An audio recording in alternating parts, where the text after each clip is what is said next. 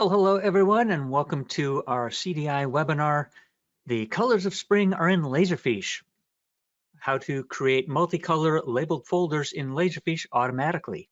My name is Kyle Nebel, technical trainer here at CDI. A little bit of housekeeping here. We're going to take a look at what's going on. There is on your go-to panel, you will be able to ask questions in the question box, although you will be muted during the session. Go ahead and pose your questions. Make sure to hit the send button, and we'll take a look and monitor that as we go through the presentation here.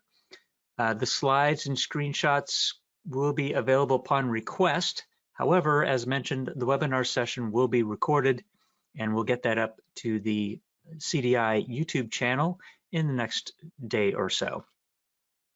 All right, so who is this webinar aimed at? Well, for Laserfiche admins, this would be very helpful. IT staff who support Laserfiche, Laserfiche subject matter experts probably would really enjoy this. And even if you don't actually do the workflow builds, at least you'll understand the functionality that you're going to see here today. So that'll be great. And if you're, well, that's not really forms experience needed, but Laserfiche workflow and just use of the Laserfiche client would be helpful. So we're going to take a look at how we build Laserfiche folder structures, as well as coloring those folders within a workflow as well. So it'll be fun. We're going to learn a couple new things if you've not seen those today.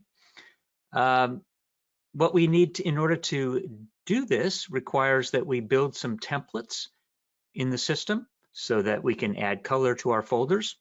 We're going to take a look at the Laserfiche Workflow Designer tool in order to build a workflow that creates these subfolders for us when we're filing documents.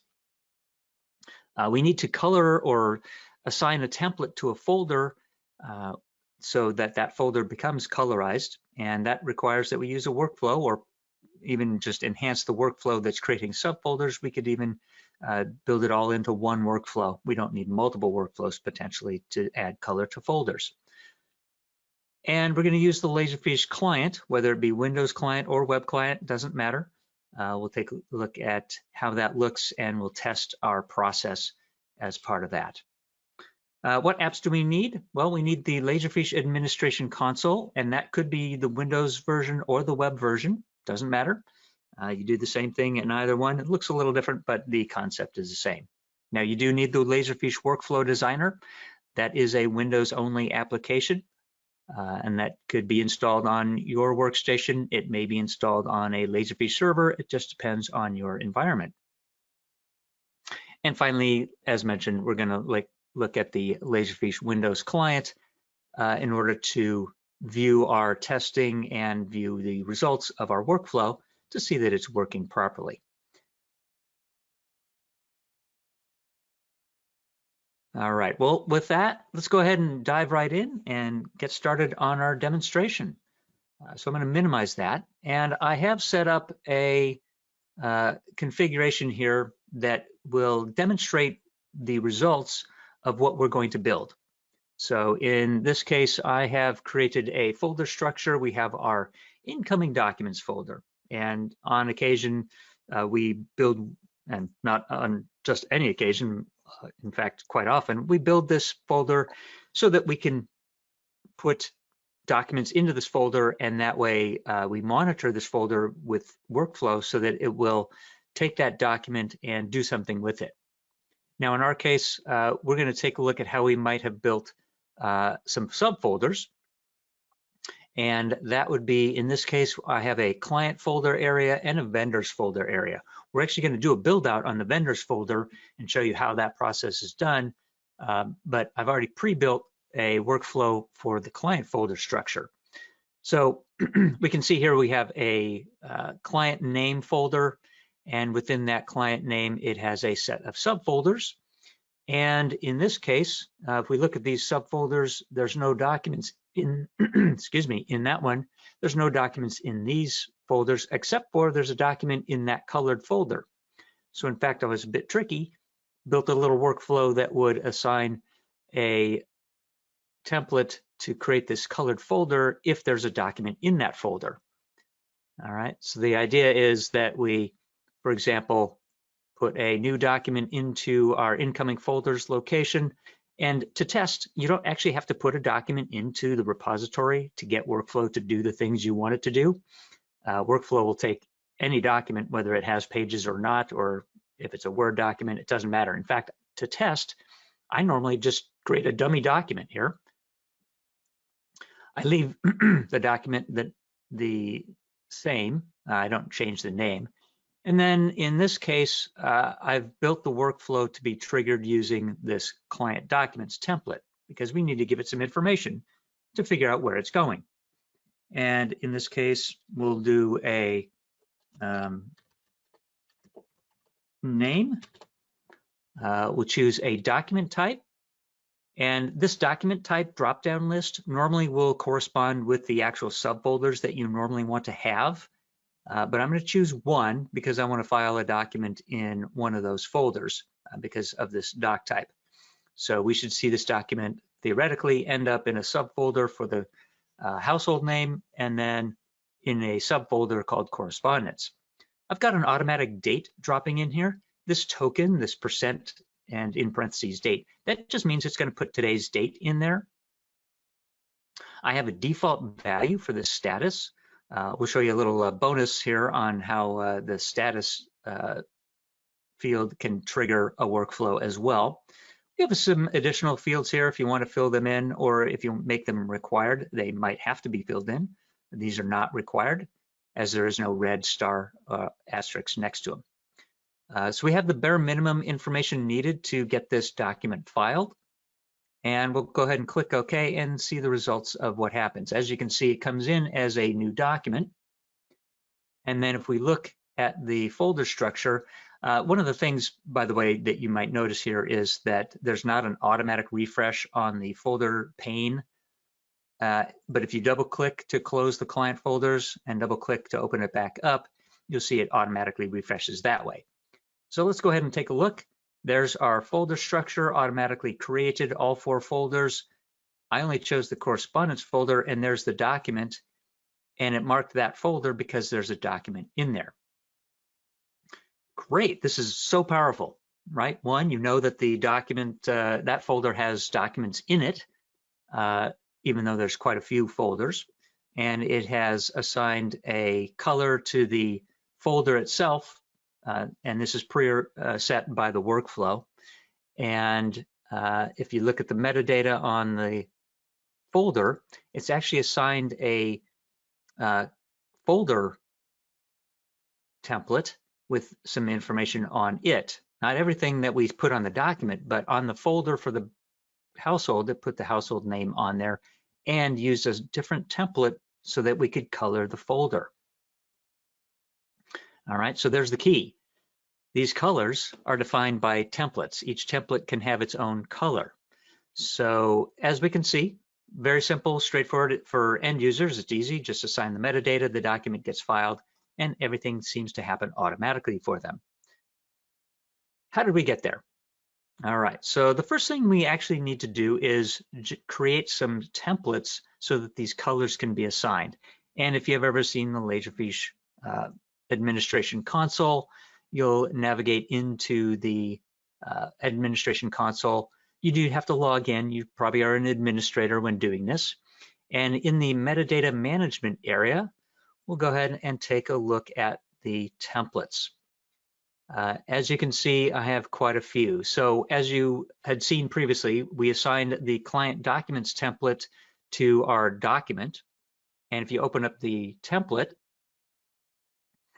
that will eventually launch the viewer. So let's go ahead and see, where did it go? I just want to see the properties of that doc, and it's, there it is. It went on to my other screen. Sorry about that. And as we can see, there's the document name, but over on the right side is a color patch selector. It is a limited set of colors. So as you can see, we've got 5 by 5. So up to about 25 templates could have each their own color. And so I've chosen different colors, springtime colors, if you will. And that's for the client documents template. Now, I've also created some templates for folders. As you can see, for example, I've got different lavender, pink, an orange one if the folder has documents versus just the different types of files. So just take your pick. I've got various other ones in here just for testing, and you can create your own. Now, do these templates need metadata if you're just going to use them to colorize your folders? No, they actually, in some cases, would not have any metadata. They really don't. They're just used for colorizing your folders.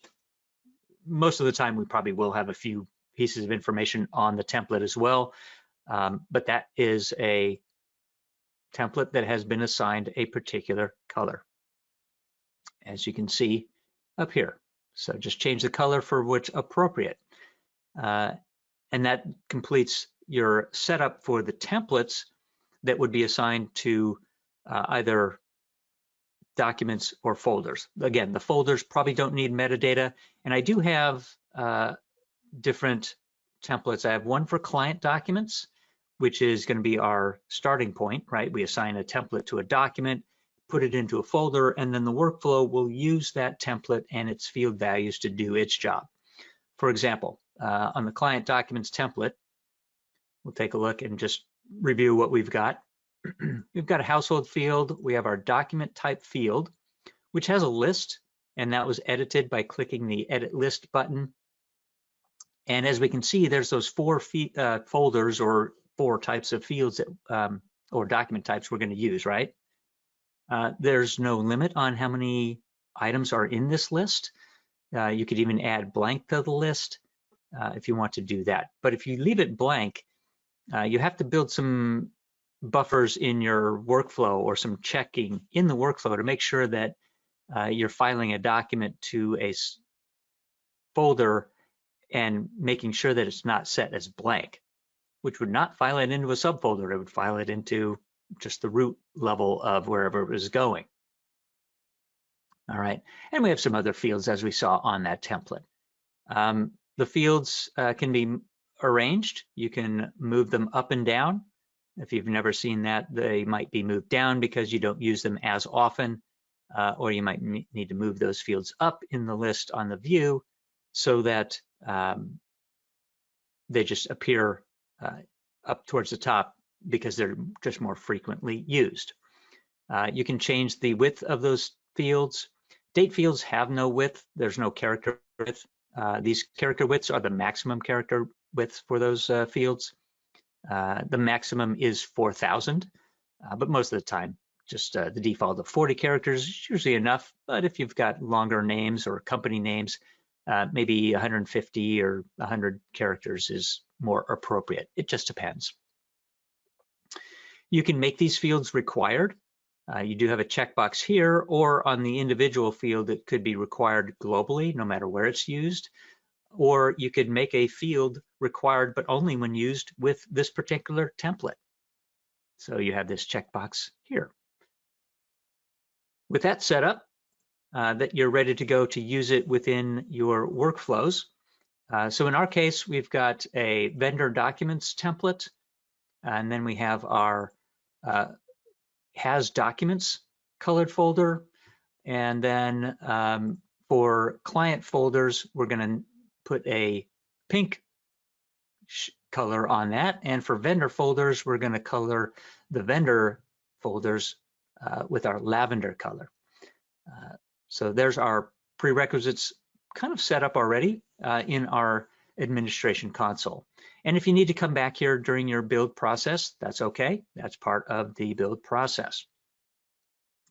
Now, as we can see in our repository, in the vendors folder area, there are no folders and subfolders and anything like that. So how did this client folder structure or the vendors folder, how do we get there? How did we build that? Well, we're going to use our Laserfiche Workflow Designer tool. Go ahead and bring that up and take a look at that. Now, when you first launch the Workflow Designer, it will probably take you to a, I'm going to close a few things here, and I've got my workflows open.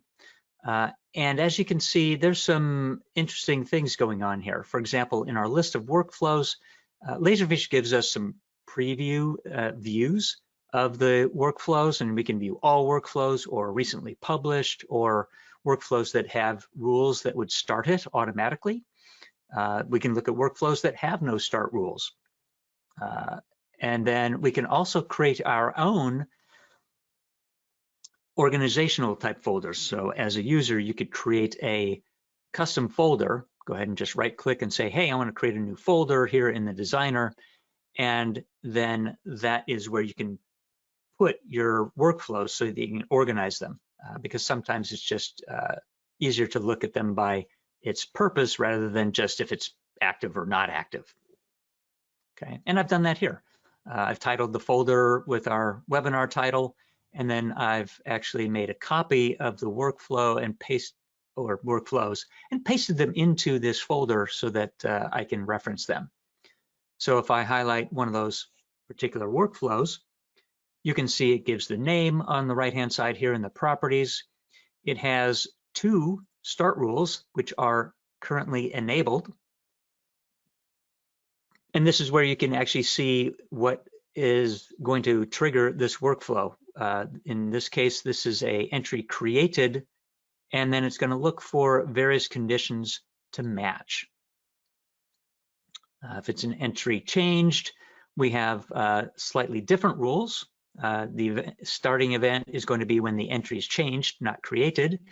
And it has some of the same start rules as the other start rule, but it also has some other items. This is our bonus workflow setting. As you can see on this mark folder with color workflow, it actually does not have any start rules at all. In fact, you'll see why in just a moment. So let's go ahead and dive into our first workflow. The first workflow, let's take a look and see how it was built out. I'm going to go back to the top. And building that workflow is going to use some of the most commonly used workflow activities. And if we read the workflow from top to bottom, we can see that from the very top, every workflow starts at that green start top button there and reads down. And it's going to, if it has a logical conditional branch, it's going to read the right-hand column first, or the left-hand branch, and then read from left to right. So if it doesn't start at this path, it will then start at the next path, and so on. If there was 3 or 4 branches and it did not evaluate on the first path, it might then go to the next, and then the next, and then the next. So we have this decision tree here, trying to figure out if we have a client, a document, or a vendor document. Now, when I demonstrated the client filing, it evaluated for a couple items. So we'll go ahead and take a look at that branch and see how I set that up. So let me change that view here a little bit. And in this path, we have our first branch, and we gave it some conditions. And the conditions were, if we click in this blue box, hey, was it using the client documents template? And also, was its status set as pending? Now, I don't necessarily need the second one, but to make sure that I'm doing the client filing and creating client subfolders, I should make sure that I'm using the client documents template, right? So that's all set there. So now it says, okay, great. If that's the case, I'm going to tell workflow by adding the retrieve field values activity to go look at the template and retrieve those field values. So when you first add one of these items, you have to select the fields that it's going to read. And when you do, you click on that blue box there, and to make it easier, Laserfiche gives us a choice of templates just to see a short list of fields. And therefore, I chose the template, and I told it to grab some of those fields. In this case, all of the fields that are on the template, but technically, the workflow is not using the phone number, it's not using the main contact or the email fields. It's using the document type, document date, the household name, and the status. So that's all I really need in the workflow. Now, can you tell workflow to grab all the other values? Sure, and it doesn't even affect the speed. It really speeds it up. So we can say OK on that. And now we can use these field values to do the next steps anywhere that we need. So the first thing is we're going to create that main folder. We're going to create that household folder. And so I used an activity called create entry. And the create entry activity gives us an opportunity to name that folder. There's an entry name box. And as you can see, you could type in text here. What I chose to do was use the field value of the household/client or client/household as the name of the folder. So it's using, in fact, I've added this token. And how did I add that token? As you can see, there's a little token selector over there, and we chose to use that client household field as the name of our entry. In other words, we're going to do that, okay? So that's what I did. The entry type, in this case, it's going to be a folder. As you can see, you could create a document if you wanted to, but we're going to create a folder. And where is it going to go? Well, we told it to go into a folder path. As you can see, you could create dynamic pathing or static pathing. And in this case, I told it, hey, go to that client folders area and create the client folders under that. That's what this means. The workflow will create it if it does not exist, and you're good to go. Leave the other default volume settings just as they are. You don't need to change those. So now you have this create main folder. In the second step, I chose to assign a color template to the created folder. You can see over here on the properties of this assign field values. Now, this action actually is, if we go search up in our search bar in the top left, we're going to type in the word assign, and that's going to find our activities that have that keyword in it. And I just basically chose the assign field values action, and I've renamed it. So it actually dropped in as assign field values, but I renamed and set the properties on that. So I'm going to right click and delete that one. And as you can see here on this assign colored template, I chose the template. In this case, for clients, we're going to put pink on there. Again, springtime colors. And I'm going to set some field values on the folder and this template. Now, this template has those field values, and I'm also just going to use, or in other words, reuse the retrieved field values that were on the document and put them in here. So in fact, how did that happen? I went and added those fields, went through the list and added them, right? So we chose our template, added those fields off the template, and then for each one of the fields, I went in and did that. Now notice, remember I removed the email retrieval? So up here on our retrieve field values, do you see the email address in there? No. So if you don't see that in there, and you then see kind of this issue when I clicked in here, notice it complains. So we're not going to do that. We're going to take that out. Unfortunately, it doesn't show anywhere else. You have to dive in, and if you've made any changes, you have to kind of know that these are already set. And we're going to clear those out. And again, for this, we're not doing that. In this case, the only value we actually are putting on this template is the retrieved client household name. All right, now, if you scroll down on the properties on the right side here, we can see that we want to assign these field values on this template. We want to assign it not to the starting entry because that's a document. The document started this workflow, but we want to assign it to the created folder. So that's going to be what they call the output entry of the created folder from our create main client folder activity. That's the output entry, if you will. In other words, the folder. Go ahead and click OK, and you're ready to go. Now, within this folder, we want to build a subfolder structure. And I've put it in this sequence box. You don't have to do this. These could be all on their own without this subfolder sequence box. It's just a Laserfiche sequence item, which technically it just kind of surrounds those items. Notice how if you highlight it, it's got that box, whereas if you highlight just a single entry, it's got the yellow box around the single entry. This kind of shows everything. And if you're trying to make your workflow easy to read, it allows you to collapse it so that you don't have to bother reading it. But it's just going to do whatever's in here in sequence, just like anything else. It'll run these steps one after the other. So I added another create entry activity and renamed it. In this case, I called it create subfolder - accounts.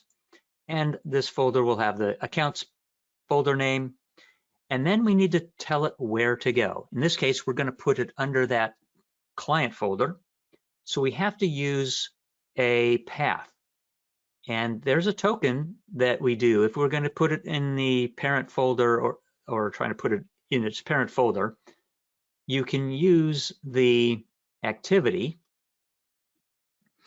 It's kind of far over there. It's kind of hard to see, but and in fact, I'm going to use the token dialog editor here to just help us out. So I'm going to, instead of using this drop-down list, you can also use the token dialog box, and sometimes it's a little bit easier to use.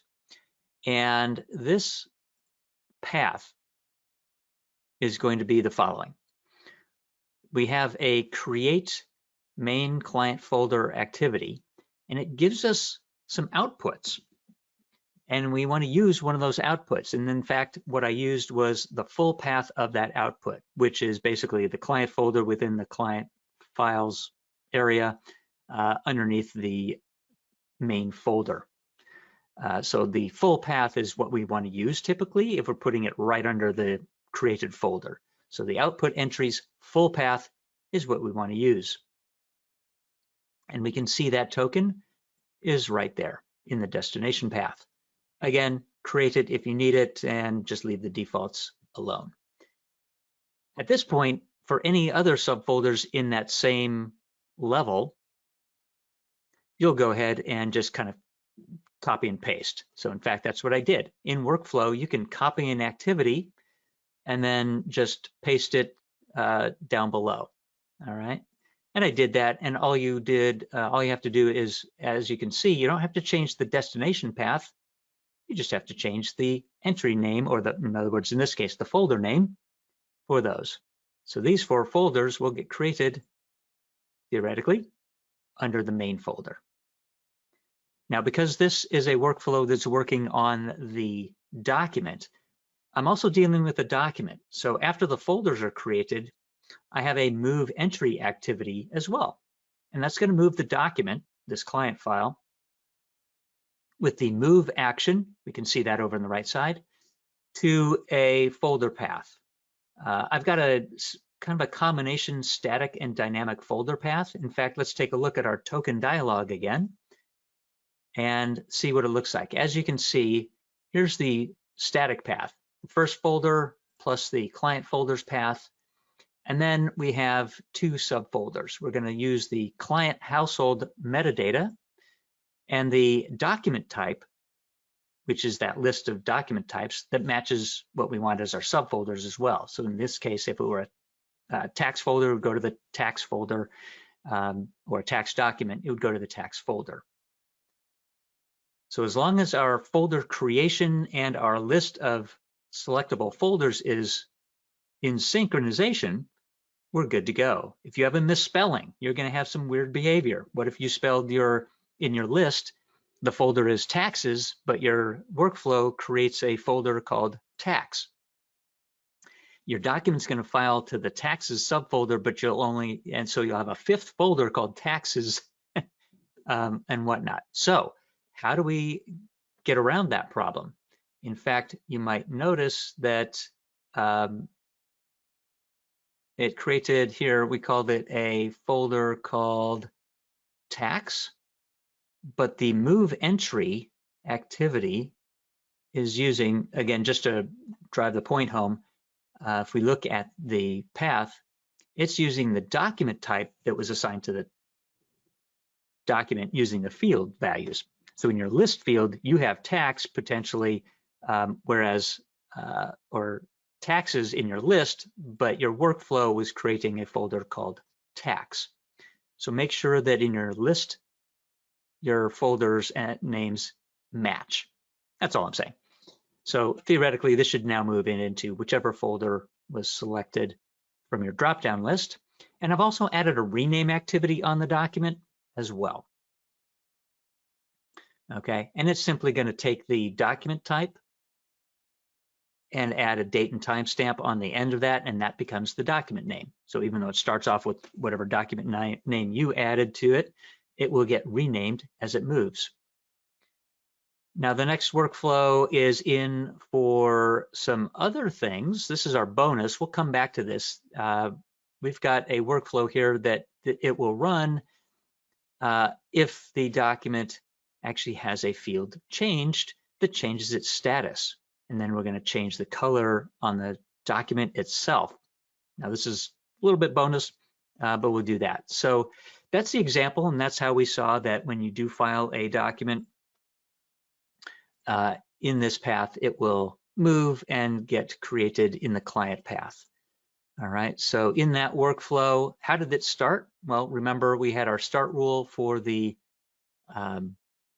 workflow, and it's just making sure that either the client documents template or the vendor documents template is in play, and that starts the workflow. And then the workflow says, okay, great, is it a client folder or is it a vendor? So let's do the vendor. Let's build out our vendor process. All right, so again, I've kind of started it, but you can follow along with how we can build that out. So in this case, this is a different template. So I have a need to capture different information from our vendor info rather than something else. So let's go ahead and choose our vendor documents template, and we can see that. Let's go ahead and see, let's clear this. And as you can see, we don't need some of these fields. Client and households is not going to show up on our vendor template, but vendor name will. So we can make sure that we've done that. So as you could tell, I copied the first activity and then brought it over here.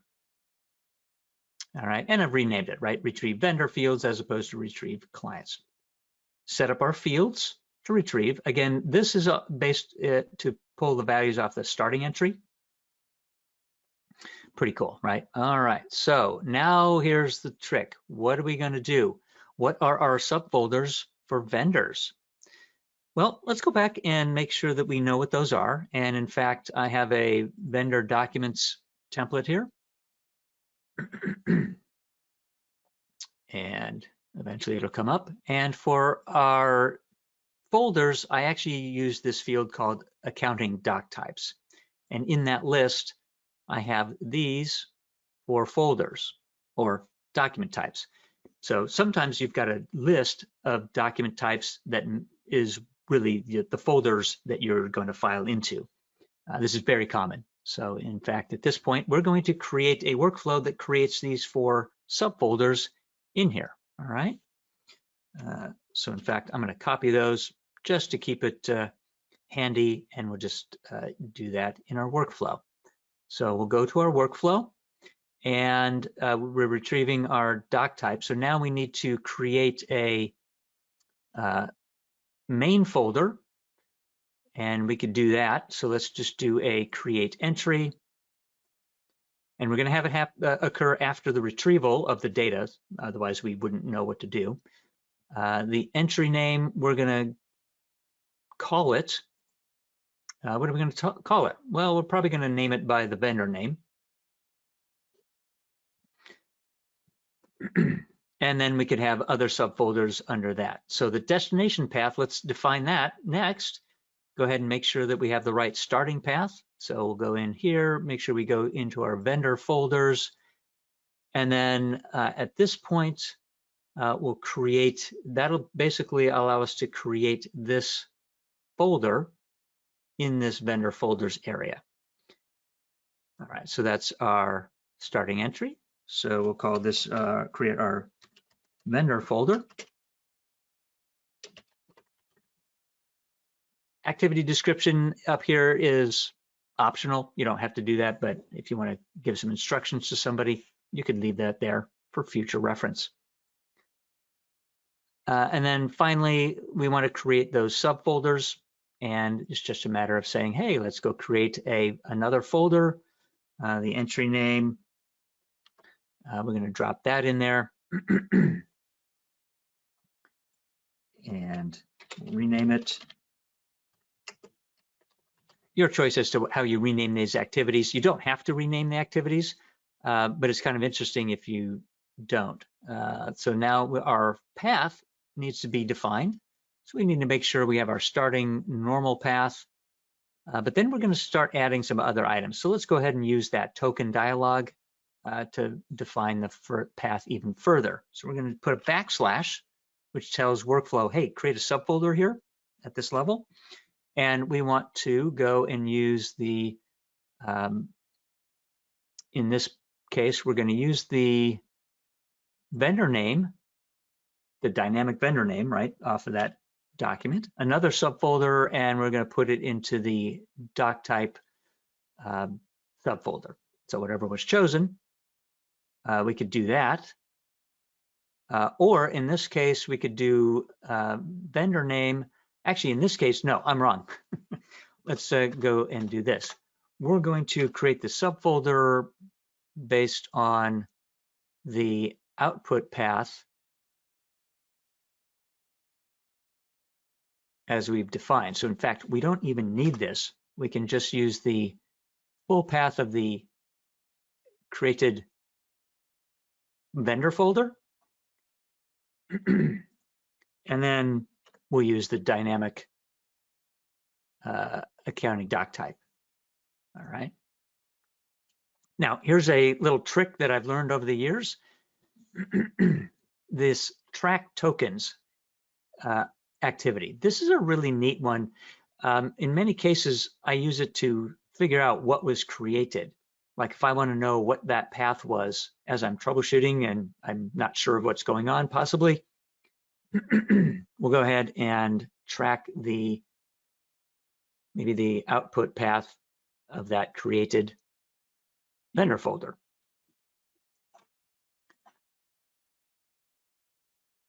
All right, so that could be in there just to do that, and you could track that. Just a handy item. Do you need it? No. In many cases, nobody sees this, but when you run the workflow, you can then take a look at the information that's generated from this track tokens activity. So you could do that. So we can just continue, and we could copy these. You can copy an activity and just keep pasting the additional ones. Let's see. Really helps if I can spell here. And this one will be our next item. Let's see how that turns out. Purchase order is our next item. And you could call it anything you want. Just depends, right? Any folder you're trying to create. Give it that name. Its path is going to be dynamic based on the vendor name and whatnot. So this one is slightly different. Now you could put a path for the vendor path and then type in purchase order. In fact, that's what you probably want to do, right? Because we're not using just a single value. This one's going to create static pathing. All right, I've got that spelled properly. This one would also not actually be a value. This one's just going to be our invoice folder. So spelling's important. So make sure that you're just copying that. So this one, we'll copy this. As you can see, cut and paste, change it a little bit. This one's going to be, for example, packing slip. And copy and paste is your friend, makes life easy. And we'll just change all that up so that, as you can see, it'll do that. And one more finally, we'll paste in another activity, and this one will be credit memo.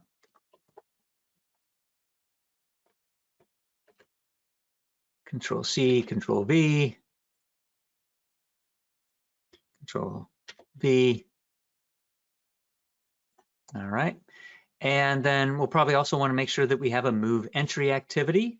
Now, you could copy the one that you have here because it does have kind of a starting path destination in there, or you could just grab the move entry activity. I tend to do that. That way I don't make any odd mistakes. So we're going to move it. And our destination path is going to be a combination of static vendor folder pathing with a path into the vendor name folder and a backslash for a subfolder, and we're going to use the selected doc type value as well. If you want to rename it, great. I'm going to leave that off for now, just for grins. All right, so now you've built your folder filing and folder creation for your vendor document types. Fantastic. Now, if you follow this through, I've got a section. I'm going to hide the status change section here for the moment. But once the document is filed, I have a branch down here, which you might find interesting. I'm using not the conditional decision, but I'm using the conditional sequence, which is a single logical branch. Sometimes you need multiple branching, which is more typical, but sometimes you want to do just a single, hey, check and see if this is true, and then if so, go ahead and do something. So in this case, because my starting documents have a default value of pending, and this workflow gets triggered if that pending value gets changed to an approved or denied, I don't want this workflow running again. So I'm checking to see that it says pending, which usually indicates that it's a new document. And then I have this workflow that's invoked. Yes, you can tell one workflow to start another workflow. And when you do that, it runs against the starting entry of the first workflow. So this workflow will just say, hey, take this document that I'm working on and run a workflow that I'm calling here against the same document. Pretty cool. You don't even have to tell it to do that. And you just choose your workflow from the list. In this case, I have a workflow called mark folder with color, right? And if you want to view what that workflow looks like, you click the view workflow button and you can see how that was built. So let's take a look at that real quick. Up here at the top, all I do is, in this case, I'm doing a bit more fancy work, but I've got this finding the entry ID of the document, and then I search for it. It's a bit redundant, I know.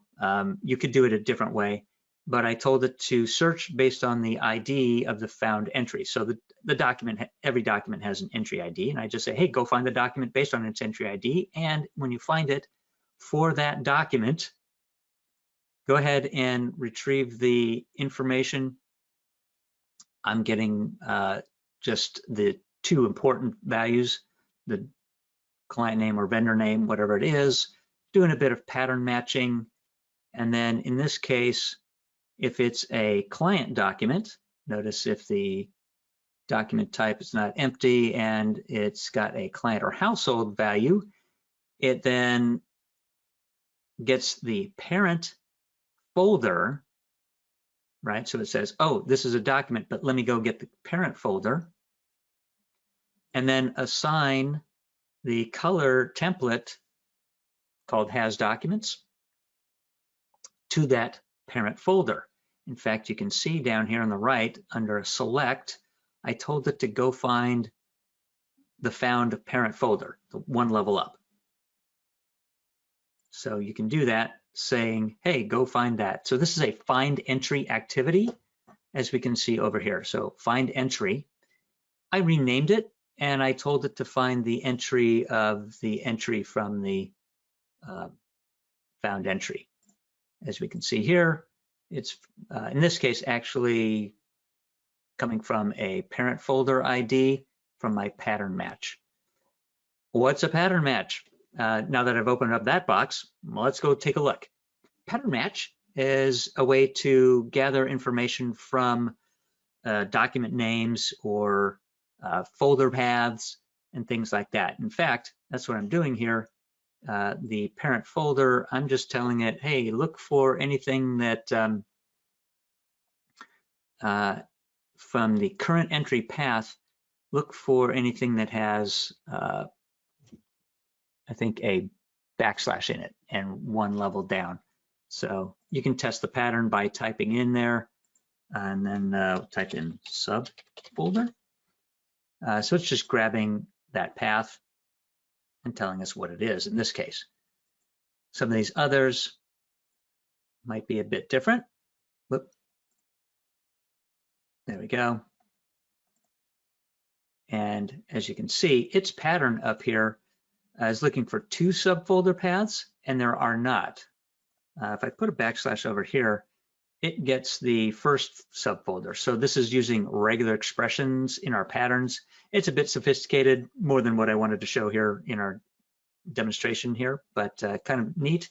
And so I just tell it, hey, get the parent folder and then assign the template to that parent folder.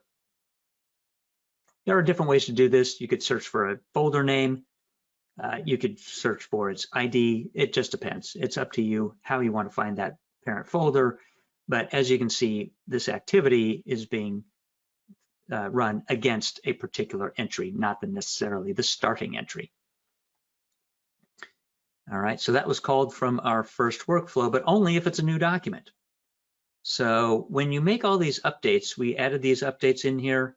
We'll go ahead and make sure that we publish that workflow. Go ahead and hit the publish button up there at the top left. It goes and validates that everything is correct. And if something was off and it just didn't match, it would say, hey, you don't have something configured. Now, if you mistype something, it does not know that. It just, as long as you filled in the properties appropriately, that's what it's checking for and probably would pass. But if you had a misspelling, it won't catch that. All right, and we, in this case, because the workflow already exists, we do want to update the existing workflow, so we'll say yes. This is pretty common when it comes to workflows.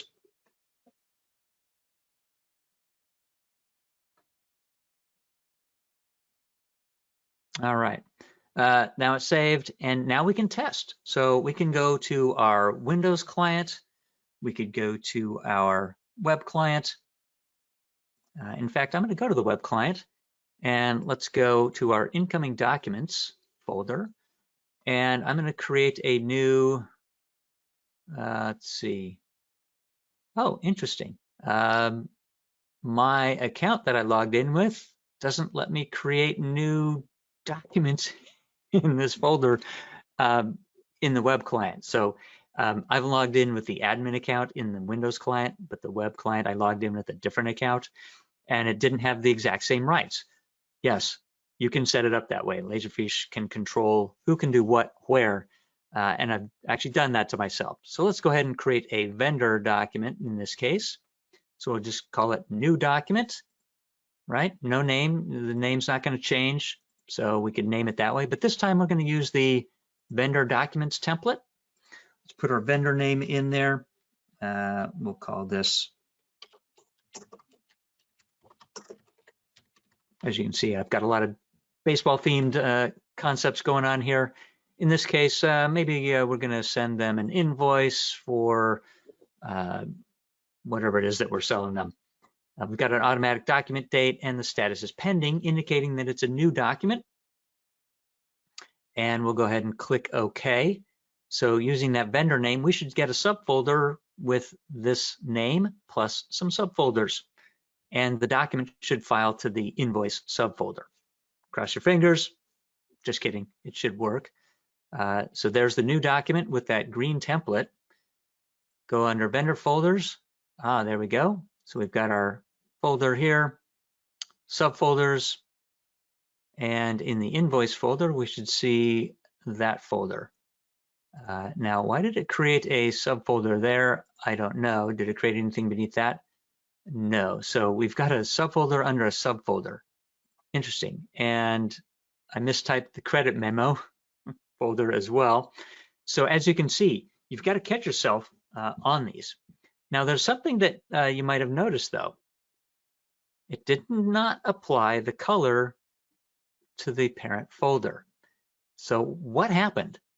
So this is where we start troubleshooting, and this is a good learning experience. This is totally unplanned, but let's go and see what happened. And there is a common search built into the workflow designer where we can look and see what happened in the last 15 minutes. And we have two workflows, the filing workflow and the mark the color against that folder. And something didn't run. So let's first let's check why the vendor name, the LA Dodgers folder, did not get a color assigned to it. So we built it theoretically, but let's open up the instance and go look at what happened. So as we can see, it did go down the correct path. We did see that it created the folders. It did do the move. Well, guess what? I never added the assign template activity to the workflow. And you probably, some of you are probably screaming at me and I couldn't hear you saying, Kyle, you forgot the assign template activity. So there we go. Now we can see that it did run, but I just happened to skip that step in our workflow. So how do we fix that? Well, that's easy enough. We'll go to our toolbox, go ahead and we will assign the field value to our vendor folder.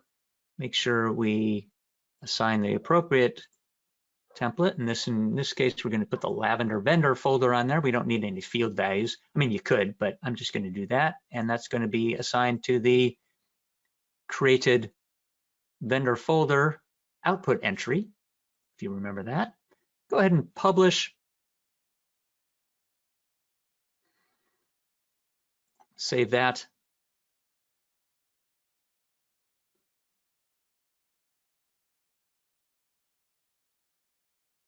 All right, and just to double check, this workflow to mark the parent folder, did that work as well? We've also got a search result here, and let's go look at that workflow because I did not see the invoice folder get marked with a red folder. So what happened?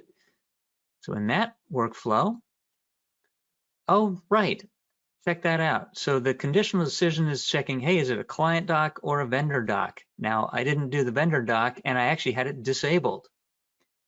And so it ran down and went, hey, is it client? No. Is it vendor? Well, you're disabled. I can't do that. And then it said, okay, I'm going to go down the exceptions branch. So let's fix that up as well. Let's enable that. Yes, you can enable or disable activities. We need to give it a condition. What did we do for client? We made sure that it was the vendor name should not be empty. So that would be a good idea. As long as the vendor name, so we'll choose the entry field of vendor name. And we have some logical choices. And in this case, we're going to make sure that it's not empty. That would make sense. We could do others as well. And then we'll go ahead and click OK. We'll get our parent folder and then assign the color template, which in this case is the has document assignment. So let's go ahead and save that. That'll save. And now we can go and let's go ahead and add a new vendor document again, just for testing. We don't have to do anything in our general tab. We'll just use our vendor documents. This one, put in a different document type. Not that it matters. It's going to go to a different vendor folder. Go ahead and click OK. There's our new document. Workflow should grab that.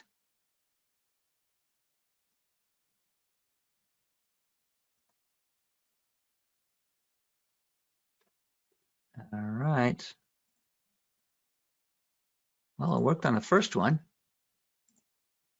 Well, there it is. Okay, just a refresh issue. Should have assigned it to the folder. And it is going really slowly.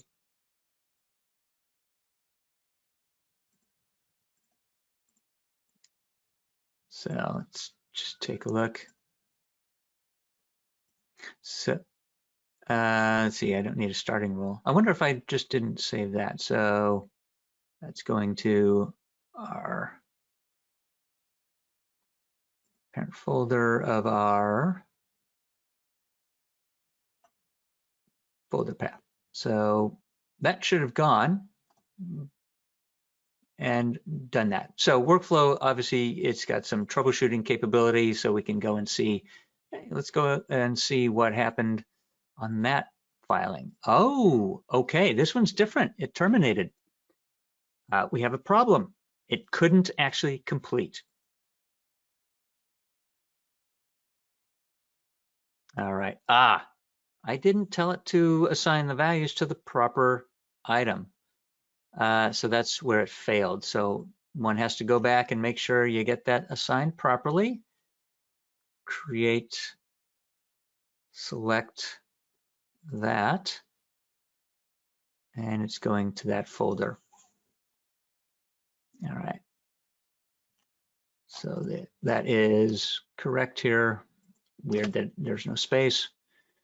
All right, so it's creating the vendor folder and then should be assigning the template to that item. Now, if I put in field values, I guess I could put in the vendor name value in there and fill it with the vendor name that we retrieved from the document, and then it assigns a template.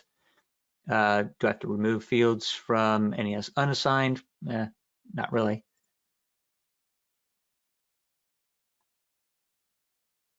And there you go. So that should fix it up and get it to file. We're running out of time here, so we're going to conclude a little bit here. As you can see, if you build it right, it'll work. If you make your spellings correct, that should work as well. But kind of fun, right? You get your folders, subfolders, and correct items in there. So how do you dynamically create subfolders? Use a workflow. How do you assign colors? Create templates that do the same thing, but maybe they have been assigned by a workflow and they can use the same metadata or different so that you get your springtime colors on your folders. All right, so hopefully that was a very interesting and useful presentation. Let's go ahead and conclude here. All right, so I didn't see any questions come up in the chat or the questions box, but hopefully that was very informative and useful for you. Just some follow-up items for our webinar. So again, just thank you again from all of us here at CDI for attending the Colors of Spring in Laserfiche webinar. And we'll go through this a little bit. Some of the resources you might find handy out there on the internet and the interwebs. There's the Solution Exchange blog that's supported by Laserfiche. Laserfiche does have their training site, which they call, it's titled Aspire, but you can get to it through the support site or the webinar or the links here, as we see here. There's lots of getting started guides within Laserfiche. There is a marketplace for solutions like additional form solutions or workflows and just blog posts for solving your business process needs. And if you're curious about how something works, if you do something in Laserfiche, but you're not finding the information in the help files, Laserfiche has a forum called Answers, where you can look for solutions that somebody might have found that match what you're looking for, or you can post your own questions if you don't find them in there. Again, my name is Kyle Niebel here at CDI, Technical Trainer. If you have any questions of a consulting nature, you can send training requests or even just general how do I solve this problem type questions to our consulting@cdi.support. Any sales related messages, sales@cdi.support. And if you're having error messages, support@cdi.support. So thank you again, everyone, for attending our latest webinar. And that is the Colors of Spring are in Laserfiche webinar.